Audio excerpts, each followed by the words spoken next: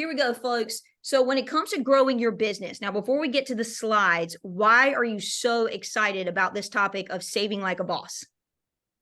So I'm so excited because this is kind of my upbringing.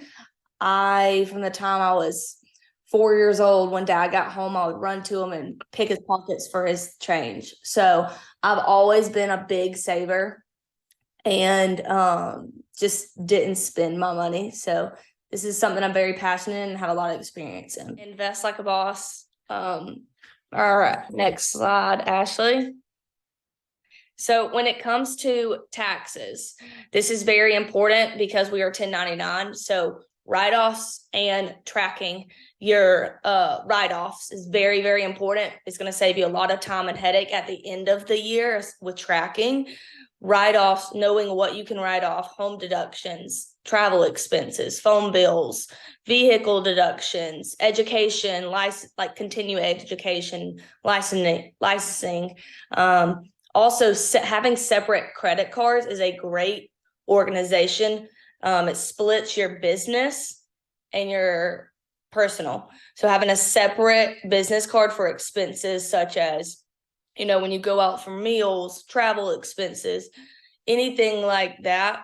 Organization tools that help me personally. Also, disclaimer, I am not a financial expert. This is just what I do and what has helped me. But organization tools, one of my favorite. This is a little more advanced. It's QuickBooks. I love QuickBooks. But if you want to go another route that's a little less advanced, you can download Mint. It organizes and tracks your spending, so your credit cards will be hooked to it.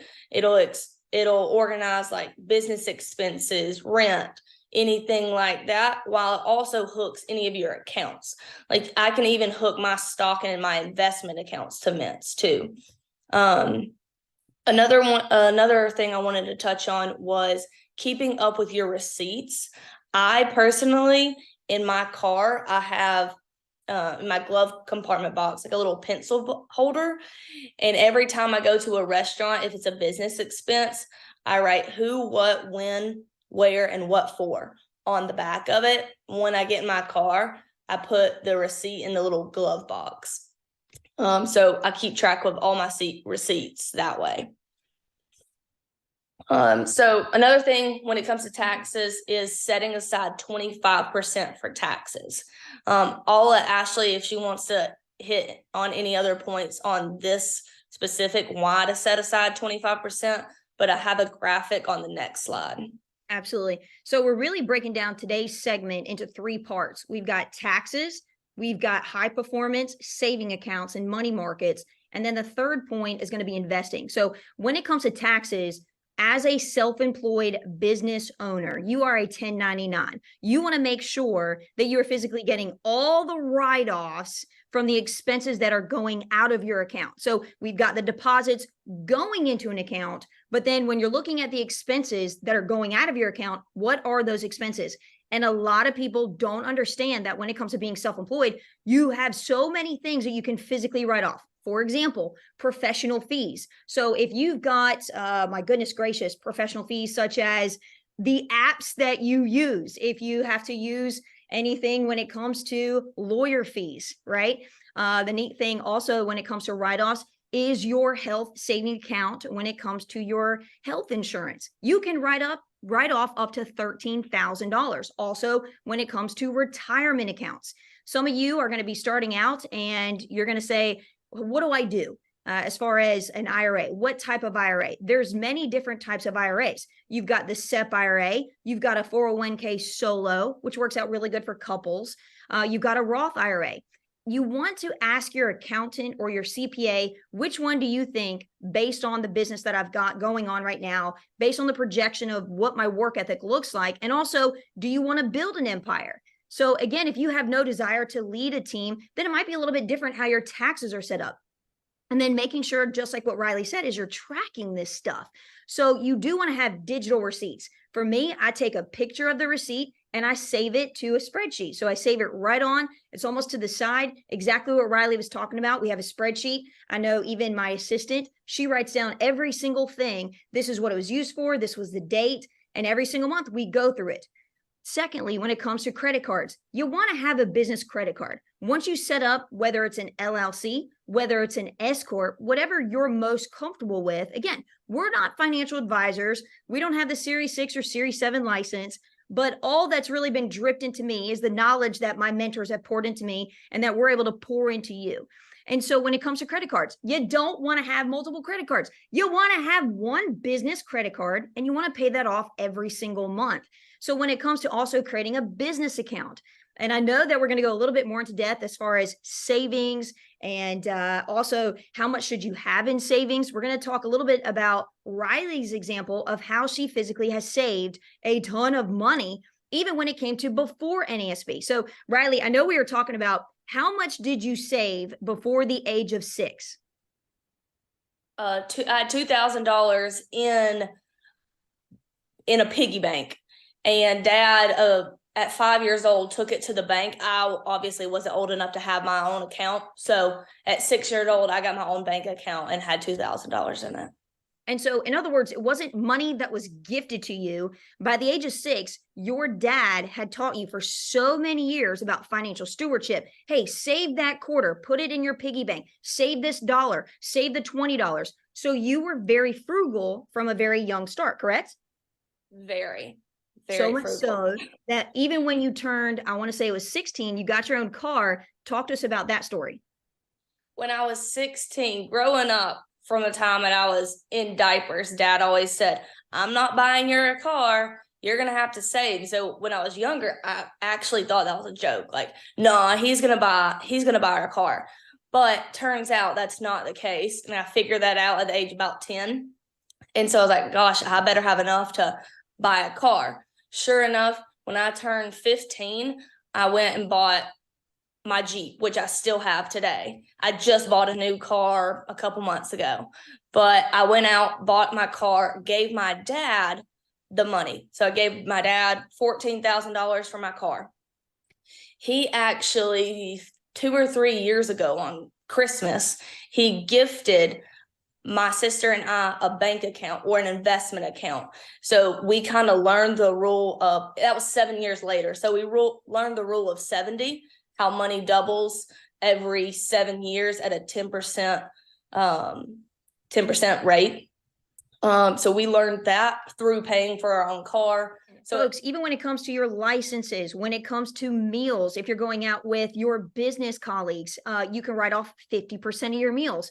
For example, I know me and Laura, we're doing a phenomenal Christmas party for all of you. It's going to be amazing towards the end of this year. Guess what? That is a full write-off, because when we are entertaining, when we are physically absolutely having a party, guess what? That's a full write-off. Everything that's on that is a full write-off. So also when it comes to, my goodness, business travel, every expense is tax deductible. If you are going to a business trip, national convention, all those expenses when it comes to business travel, that is a write-off. Internet, phone costs, a portion can be deducted. If you have and operate out of your house, where it's a business, closed in office. I know Laura has a beautiful office where she's at. Guess what? She's able to write off that portion. I know we're building a big storage unit where we can have all these really great things. That is designed specifically for NASB. So guess what that is? It's also a write-off. It's costing us thousands of dollars to build it. So I'm really, really excited about that. Now, also when it comes to self-employment tax, talk about this, Riley, because this is where I really feel people need to understand what tax bracket do you fall into being self-employed. Yes, this is a very, very big thing. This is the graphic from last year. This is the tax brackets from 22 to 23. And most people are going to file in the column of single or married filing jointly. So what you do to kind of figure out your tax bracket is you take your income and you subtract the expenses that you have, find your proper tax bracket. Most people will fall into the 22 and 24% tax bracket. And then add 7.65% for your self-employment FICA match. If you want to take a real life example, we'll say you make $120,000. Rule of thumb, Ashley and I were going over it. Rule of thumb, subtract 50% of your expenses.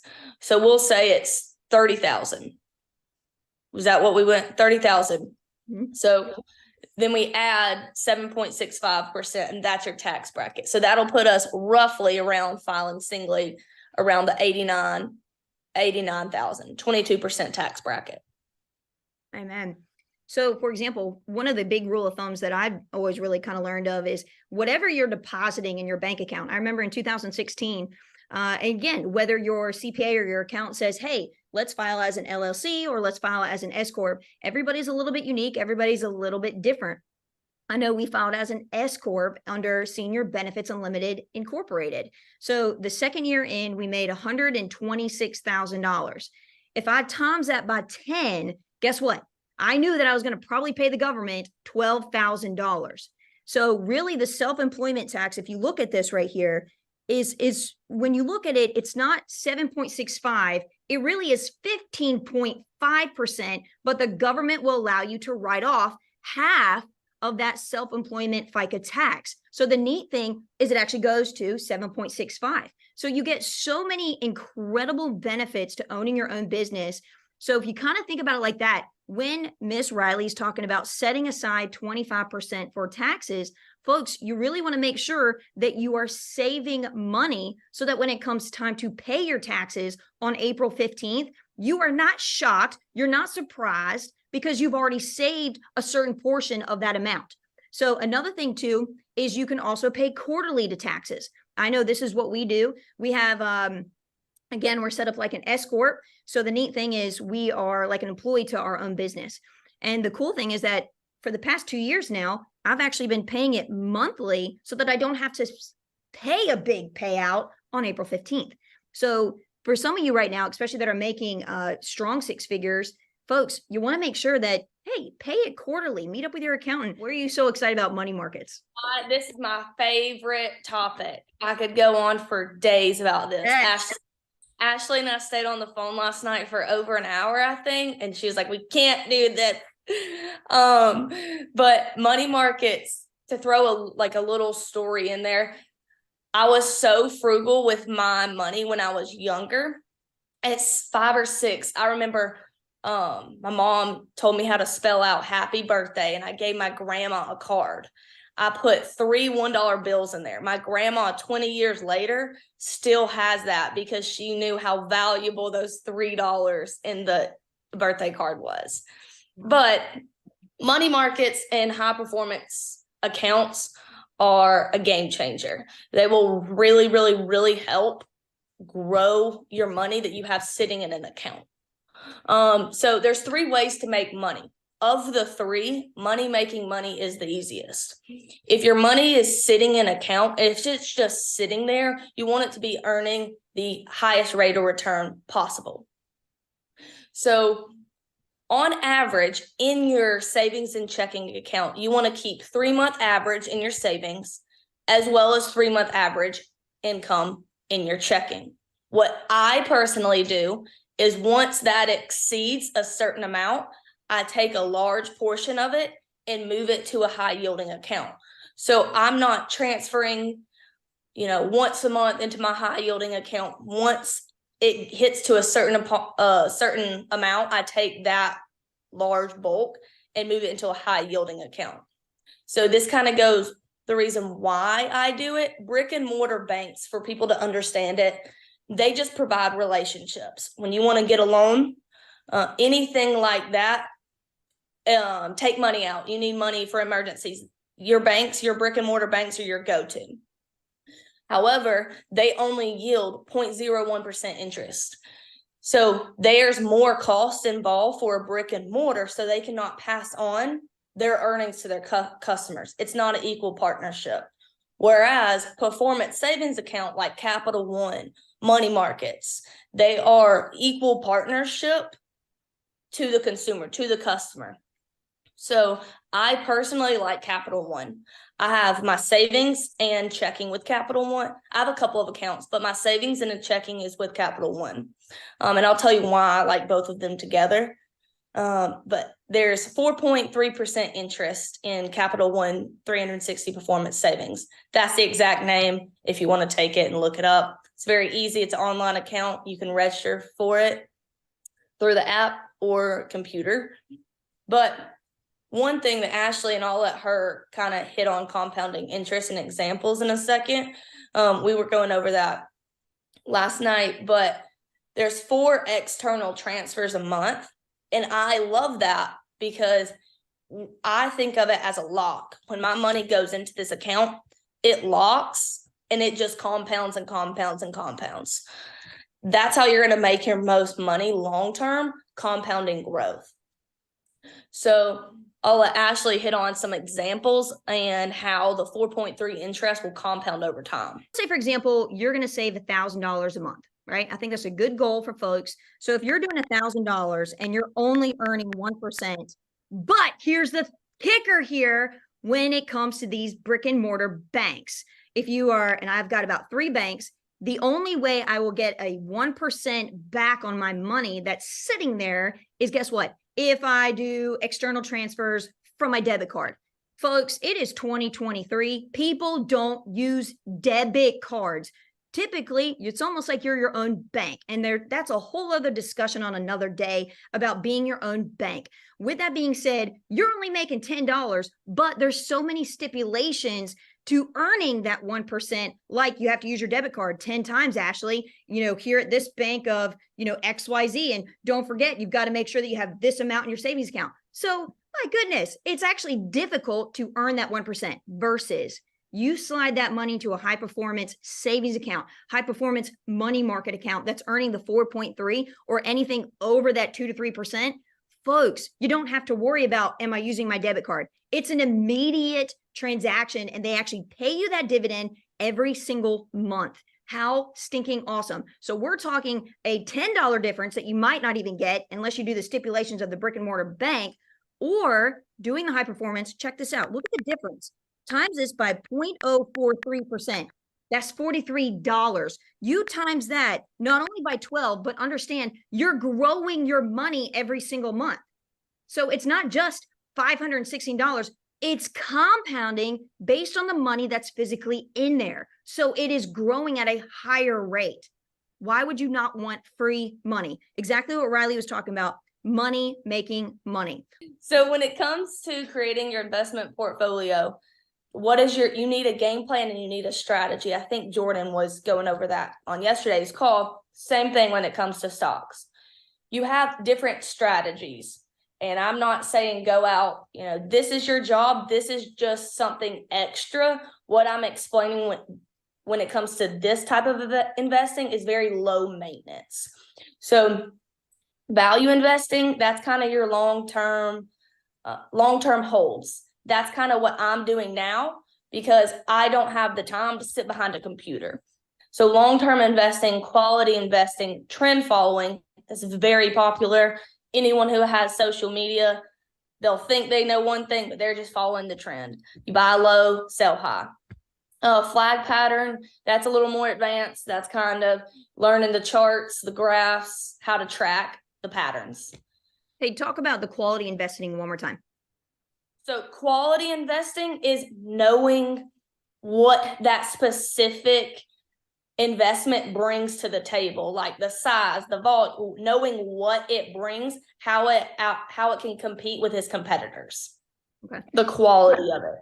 So then with trend following, you're looking at more short term because you're saying, buy low, sell high. Very, very short term. Excellent. And then anytime that I'm looking for a stock that's low maintenance, I want to look for an economic moat. What that refers to is a business's ability to maintain a competitive advantage long term, because that's my strategy right now. Long term holds, long term buys.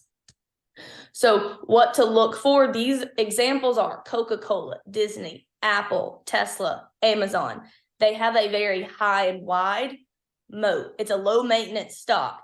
they have been around and gone through these cycles of the market time after time and time while still growing.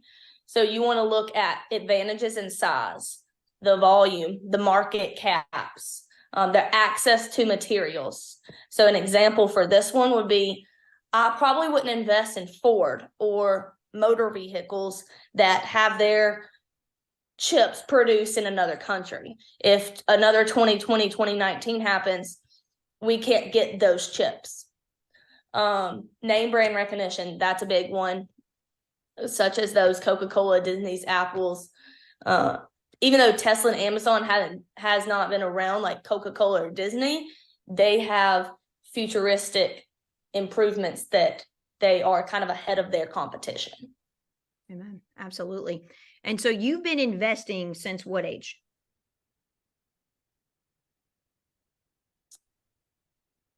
Heavily, I would say 11th grade is when I first bought my Tesla stock. But heavily, this is all I did in my last 2 years of college when I was student teaching. I was just behind a computer doing it. Amen. So instead of you physically pouring that money into restaurants, going out to dinner, spending it on new outfits, you just kept save. Like the value of that dollar, putting that rascal away, and then boom, 7 years later, that rascal doubling because of that 7-year investment. So very, very smart. Let's talk about the stock market, and then we'll round it out with mutual funds. Okay. So this is a great tool, the stock market, and I'll kind of get into Webull in just a second, but the stock market, it has no floor. So you can lose money, you can go to negatives, but it also has no cap. It has no cap on what you can make. However, with this, there's higher risk with potential higher return. Similar to high performance savings accounts, the accessibility is lower. When you put your money in, if you are thinking long term, it's going to stay in here long term. You're not going to get those gains that you want to get if you're just going to put it in, pull it out. Anytime that someone wants to get into the stock market, I advise not to use your own money. So where to start? Webull is a great brokerage because you can paper trade. You start out with $1 million of monopoly money, essentially. It mimics the stock market. You'll learn the features of Webull, and then you can convert to their brokerage. So I would probably recommend 6 months, anywhere between 4 and 6 months of paper trading, and then do not do options. Don't do options, just stick with stocks, but then go to Webull and use the real market. Excellent. So let's talk about mutual funds, and that will wrap us up today. Mutual funds. Mutual funds is another great resource. It's a low maintenance investment. A mutual fund is basically a company. So if you look at the image, you have investors. You have investors at the top. Can you hear me, Ashley? Oh yeah, absolutely. A lot of financial advisors, okay. If you go to Edward Jones, if you go to, TD Ameritrade or something like that, these folks will want you to invest in mutual funds. So just heads up on that one. Scroll down to the image. Yeah. I think. I got you. Yep, they can see it. Oh, I guess it's frozen on my screen. Okay. So you have investors. These investors invest a pool of your money into funds. These funds are money markets, bonds, stocks. They're called securities. They generate a cash flow or return. That return, the investors take a percentage of it, so you don't have to directly pay them. They take a percentage of the returns. And so it's kind of like a bucket. Some goes into the investor's bucket. Majority of it will go into your bucket. And they'll just keep doing that over and over, month to month, with your pool of money. They just keep reinvesting. So it's low maintenance investing. There's a lower risk because a professional finance, like someone with all of their license, is investing your money. However, because of that, there's lower returns because they'll take a percentage of it. So these are just investors that invest, manage, and allocate all the funds for you, so you don't have to deal with any of that. Amen. Amen. So let me ask you this. I know we talked a lot about pretty much investing like a boss when it comes to taxes, when it comes to money markets, high performance savings accounts. But then also lastly is the investing of stocks, mutual funds. That's a lot of information. I mean, you could spend all day talking about one of the subpoints of just write-offs in general for being self-employed. So Riley, what's the biggest takeaway that you would like to tell all these agents right now? The biggest takeaway I feel like is once you master this, you won't have to worry about, you can pour back into your business because there's no financial thought. It's just, I have the funds to do whatever I want to do. I can go, pay the tab on my entire team's bill. I can pour back in, I can buy more leads. So it gives you a lot more financial freedom aside from NESB's deposits. Absolutely. And I know I just got a text message about why do you not use your debit card? Well, the reason being is because why would I want to use my own money when I can have that money going into high performance markets and also money making opportunities? Why not use a credit card, somebody else's money that I'm literally on a 30-day, and then I can pay that off on the 30th day? So every month I'm using somebody else's money that they're loaning me. And the neat thing is I don't have to worry about any interest because I'm paying that sucker off every single month. These are just really, there's so many resources out there. Folks, it's going to be an incredible day. Hopefully that really just kind of blew your mind when it came to investing like a boss. Thank you, Riley, for your time.